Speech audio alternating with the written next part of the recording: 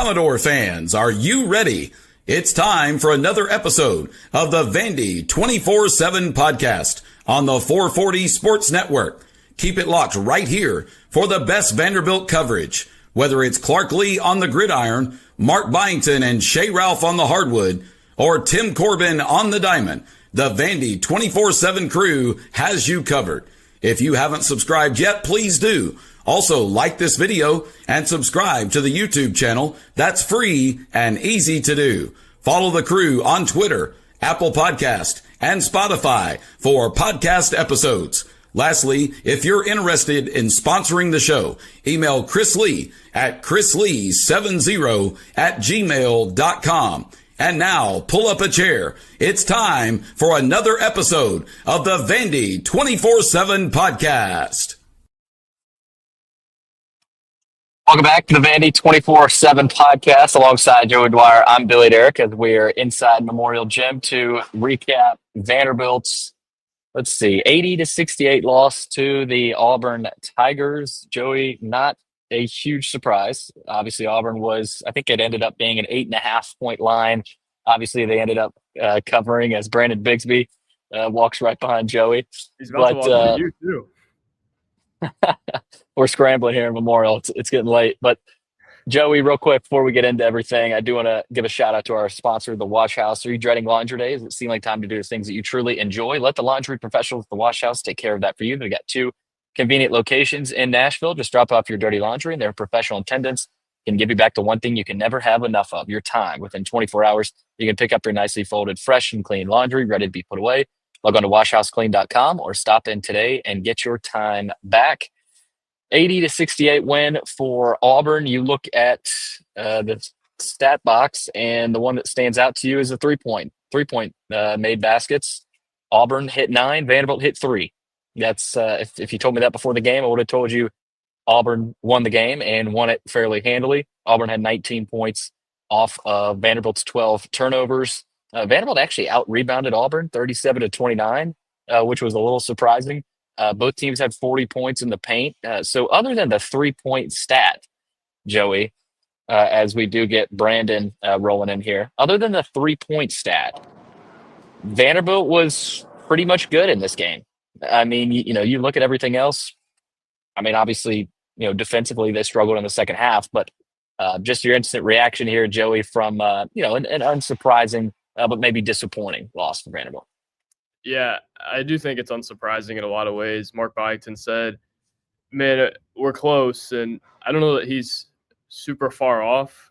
His program seems to be under construction a little bit, and I think that's what I was reminded of tonight. I thought Vanderbilt was a Chaney Johnson run away from being in this game, and in some ways it's a Chaney Johnson away from being a team like Auburn. Chaney Johnson's a guy who stuck around even though he knew he wasn't going to be a starter, knew he probably wasn't going to be one of the primary scorers on the roster either, and stuck it out, and as a result is a matchup problem for Vanderbilt. And they have that with Dylan Cardwell as well.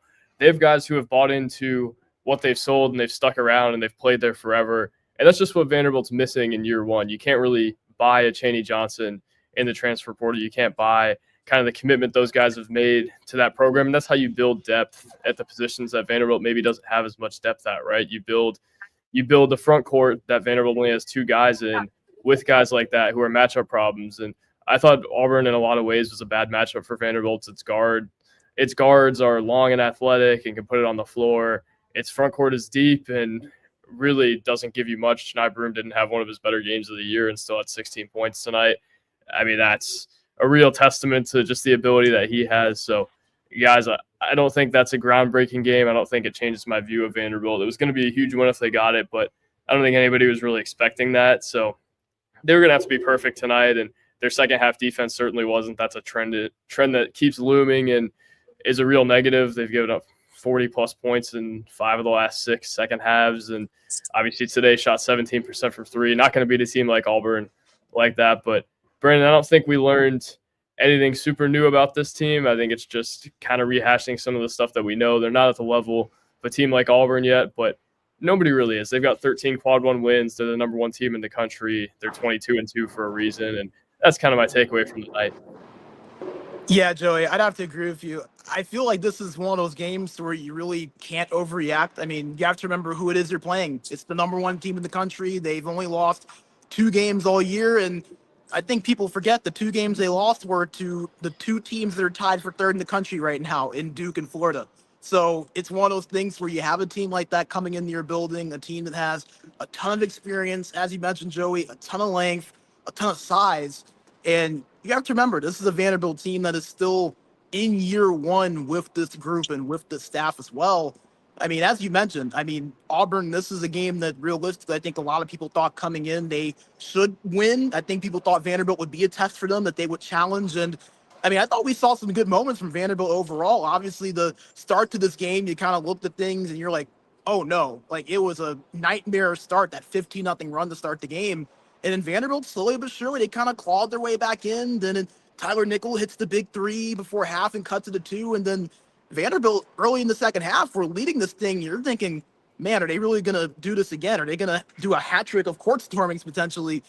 But Auburn became Auburn. They showed why they are the number one team in the country and why, to a lot of people, they are one of the national title favorites right now. And I don't think this is a game we necessarily learned anything particularly new about this Vanderbilt team compared to what we do know already. But this team scrapped and they fought. But again, Auburn, they're just on a different level from most teams in the country. And Mark Byington said after the game, we saw what the bar is. And Vanderbilt isn't quite there yet. I think we all knew that they aren't quite there yet. It takes time to get there. But I think that considering everything, Vanderbilt competed well in this game. They showed they can be competitive against a national title favorite. And I mean, you mentioned it. A run here and a run there was really the difference for Auburn in this game.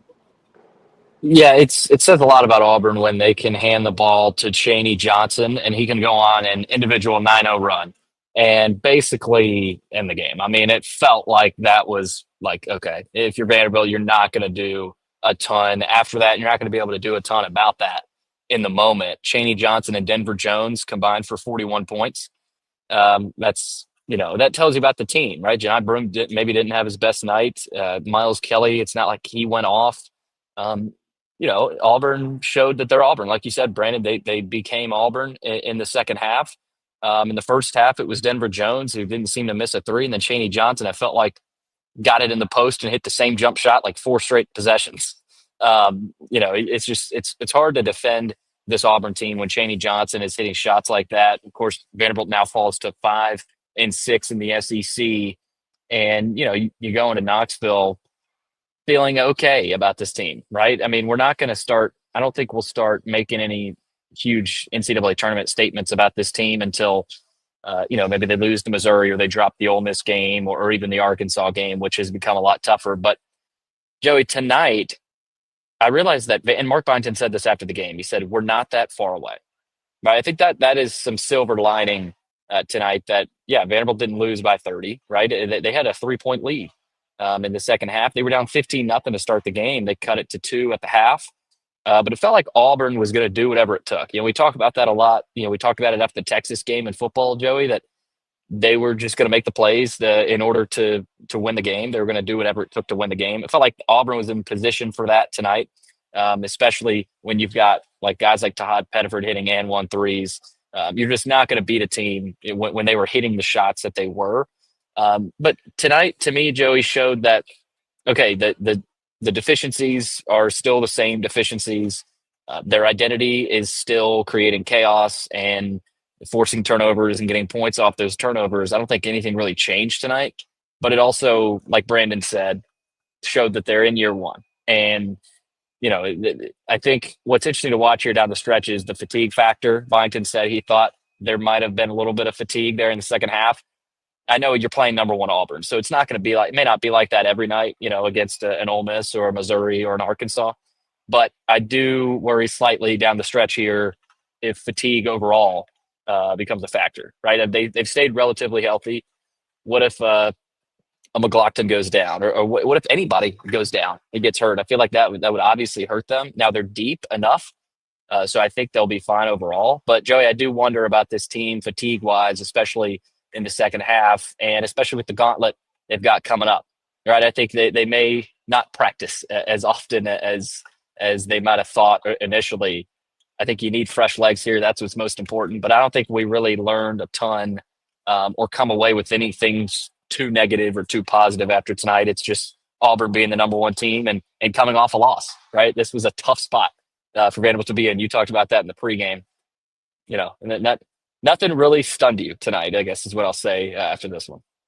Yeah, for sure. And my lead in the column that's about to go up is sometimes a team just isn't going to lose. And that's kind of what I thought tonight with Auburn. It's like there's no way Auburn's going to lose 2 in a row, right? Especially after they had a 13-game winning streak, with how good that team is, with how well that team has traveled throughout the year.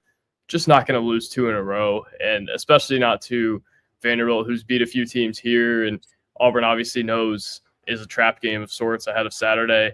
It just felt like that team was too good to come in here and drop one, no matter what Vanderbilt did. And obviously Vanderbilt didn't help itself in a lot of ways. Shot 17% from three-point range, like we've mentioned. Actually out-rebounded Auburn, which I thought was a real story that we haven't gotten to. Jalen Carey and Devin McLaughlin, in a lot of ways, I think outplayed Broome and Cardwell, even if it didn't result in the final score or even the box score. I thought they were more of a factor on the game at certain points. McLaughlin finished with 13 rebounds, but I mean, Auburn won because Auburn is just farther along in their build. And it almost reminds me of maybe not an early Clark Lee loss, but a loss that reminds you that their program is still under construction in a lot of ways. Obviously, all the Auburn fans on the court post-game kind of tells you that, right? They kind of invaded this place in a lot of ways, and that's something to note too. But overall, Brandon, I just don't think you can feel panicked or anything after this loss. This is one we had kind of marked down on the schedule as a loss and figured out, well, they can still go to the tournament without a win here, or if they lose by 30 points tonight, they can still go to the tournament. And I think you just kind of got to approach it in that way. But also, I do think you got to take some solace, and they went down 15-0 to start the game. You're not going to win that way, right? But they came back and they got a lead in the second half. I thought they really played with some edge. They got the crowd into it a little bit, especially the Vanderbilt contingent. And I mean, I don't think that's all you can ask for. I think this program is at the stage where maybe you could beat some teams like this, but I don't think it was a terribly unsuccessful night for this program. Yeah, I mean, I'd have to agree with you. And, it's interesting because I feel like a lot of times when you come in and you're wondering, like, hey, number one team in the country, and Vanderbilt's looking as good as they have really in forever in terms of just momentum. You're coming off a big win versus Texas. You're at home, and, you kind of start thinking, like, maybe. But at the same time, just, again, knowing what this Auburn team is, who they have on that roster, who their coach is as well. I mean, Bruce Pearl is one of the best coaches in the country. He's assembled one of the best rosters in the country. And something that people forget about Auburn is that they are one of the most experienced teams in the country. There are a ton of juniors and seniors and graduates throughout that lineup. And I think we saw a little bit of that experience really make a difference, especially in the second half. I mean, Vanderbilt looked like they were maybe going to make something happen there for a second. Then you mentioned the run that Chaney Johnson went on, and it just felt like from that point forward, all of the momentum shifted over into the side of Auburn. The Vanderbilt crowd kind of died down a little bit. You heard a lot of "Let's go Auburn" chants and a lot of defense chants when Vanderbilt was on offense. And then the Pettiford three that ended up being an and one as well. It felt like that 4-minute stretch really was what changed the game. Vanderbilt went from being up by 3 to finding themselves down by about 10. And Mark Byington kind of said it. We just never really were able to find that punch back the way that Auburn found that punch back when we got to them. So, this is a Vanderbilt team that, again, I don't think we really see much change in the way we see them or the way we think of them. And I do think one positive is that, again, as you mentioned, Devin McLaughlin and Jalen Carey, they held their own against a really big, tough, physical Auburn team. And, I know that people will look at the box score and see Janai Broome with 17 points, but 6 for 16 from the field. And, I mean, a lot of those points came within that last 5-minute stretch. I think that Jalen Carey and Devin McLaughlin both did a really good job defending down there against a really, really big physical Auburn team. I mean, even Devin McLaughlin said after the game, he thought that him and Carey were the two best bigs out there tonight. So I think that's a positive. And considering it's the number one team in the country, Vanderbilt shot just 3 for 17 from 3. It feels like there's just a thing here and a thing there to where if Vanderbilt gets a little bit better in one of those categories, I'm not saying they win this game, but it's maybe a little bit closer than a 12-point deficit. So I don't think we learned anything too much about this team. I don't think it changes their outlook too much.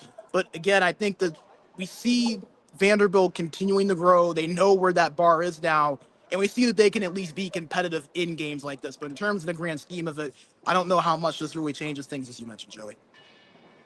Somebody after the game told me that there's a lot of teams in the SEC that would have lost tonight on this floor, and that struck me. And it happened. It happened when Vandy beat Tennessee. It happened when they beat Kentucky. They barely beat South Carolina, but this team was Auburn. This was the number one team in the country, and it was something that keeps coming to mind for me. I think we've known this about this team for a while, and we've talked a lot about it, but the margins, I think, we knew they were small, but I feel like they might even be getting smaller for this team, especially when you go 3 of 17 from three. Like you're not going to beat Auburn, and you're probably not going to beat like a lot of the top half of the league, with that. So I think that's the tough part of this. On bad shooting nights from three, it's really tough for Vanderbilt. Whereas with other teams, maybe they've got a 7-footer they can go down to. And tonight was a big indicator that Vanderbilt's height, not their size and their physical play, because like you said, Brandon, that McLaughlin and Carey held their own, but without a 7-footer or a guy that can really protect the rim, Vanderbilt's just they're not going to get enough stops, especially with Auburn going down low as often as they did. So, and Byington keeps talking about that after these games, like your mistakes are compounded and these opponents, make you pay for all those mistakes, especially an opponent like an Auburn. And so I think down the stretch here, what we've got to remember with this team and something I'm sure they're keen on is you get a look at the basket. Like McLaughlin, I thought did a really good job tonight of finishing those little 5-6 foot jumpers all right off the backboard. I thought Hogard and Carey struggled a little bit. And guys, that those defended layups, those bunnies that they're still not hitting enough of those. And we wouldn't be saying that if we cover Auburn, right? Because it wouldn't matter. But for Vanderbilt, it matters, and you have to hit a much better percentage of those than they have so far. So, Joey, we knew their margins were small, but I think that's really something to keep in mind. Certain plays in certain games, you look at and go, man, they needed that. Like a couple of those threes early, they started 0 for 3 on 3 really good looks from 3, and they just didn't fall. So I think it's paramount that, and somebody commented this, let's see, lack of made 3-pointers really hurt. Vandy has to make open shots to beat number one. Somebody commented. You got to hit more shots, right? And so we wouldn't be sitting here saying that about a lot of other SEC teams. So Joey, I think we know that about this team, but I think they're fine, right? There's nothing to panic about, but I think some sense of urgency in terms of finishing plays, finishing possessions with points as opposed to losing one out of bounds or not converting. I think those are going to continue to hurt this team if they can't convert. For sure. And I even think back to the 15-0 start. If Vanderbilt went up 15-0, I think we'd be thinking like, man, when's Auburn going to come back, right? But when Vandy went down 15-0, I think we were thinking, crap, this could get really bad.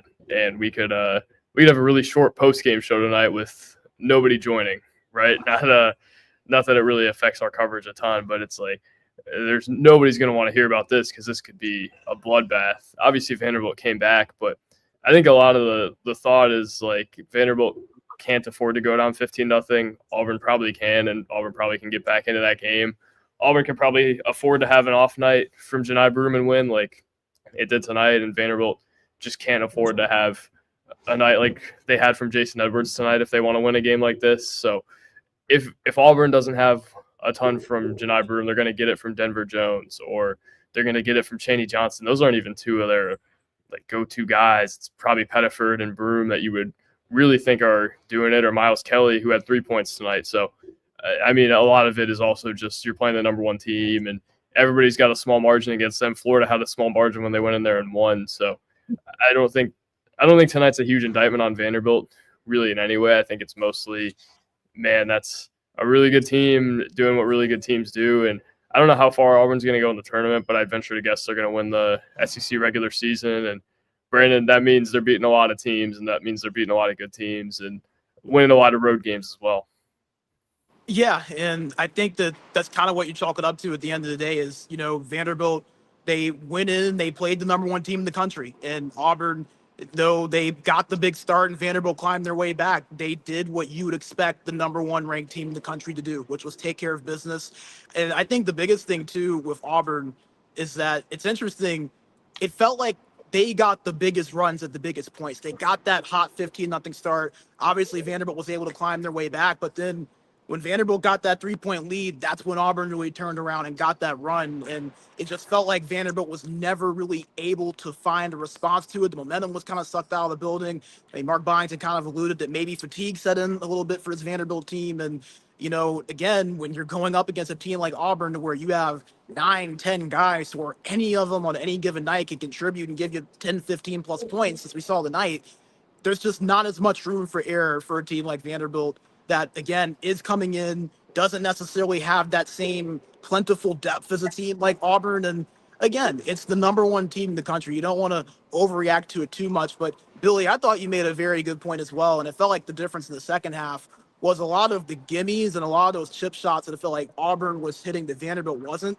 Vanderbilt went 11 for 22 on layups in this game. That is not a number that you necessarily want to see against the number one team in the country. They only lost by 12, so you make it 17 of 22, and you might be looking at overtime. You're looking at a one possession game. So it's one of those things where a lot of those shots that Vanderbilt seemed to miss, Auburn was going in on the other end and was banging it inside. I mean, they were 3 for 5 in the second half from three after being 6 for 17 in the first half. When the threes weren't falling, they were hitting them early.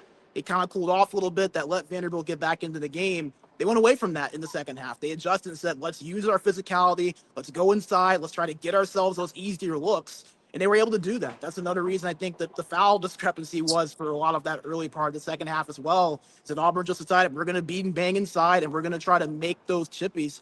And Auburn was able to do that a little bit more consistently and at bigger points than what Vanderbilt was in this game. And that was something that really did feel like the difference. But again, Vanderbilt, they're just a little bit away. They know where that bar is now. They're not there yet. I don't think anyone could expect them to be there yet. But I think, again, this is a team that showed that they are capable. They can compete in games like this.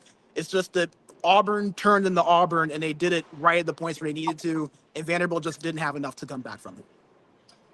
Auburn had an answer for everything Vanderbilt had in the, or especially early in that second half. And I think it was bad news for Vanderbilt when Auburn lost to Florida at home. And it was bad news for Vanderbilt that Auburn had their full attention. Vanderbilt beat Tennessee here. They beat Kentucky here. And Bruce Pearl said that's a really good win against a really good team. He said Mark's done a great job. Out of respect for Mark and their staff, this game had all of our attention. So it was going to be tough for Vanderbilt either way tonight. They lose 80-68. Coming up, they will travel to Knoxville at noon for the next test of many for Vanderbilt, the first of many here. So looking forward to seeing what happens there in Knoxville. But for Joey Dwyer, Brandon Bigsby, I'm Billy Derrick. Thanks for tuning in to the Vandy 24/7 postgame show, and we will see you guys on Saturday.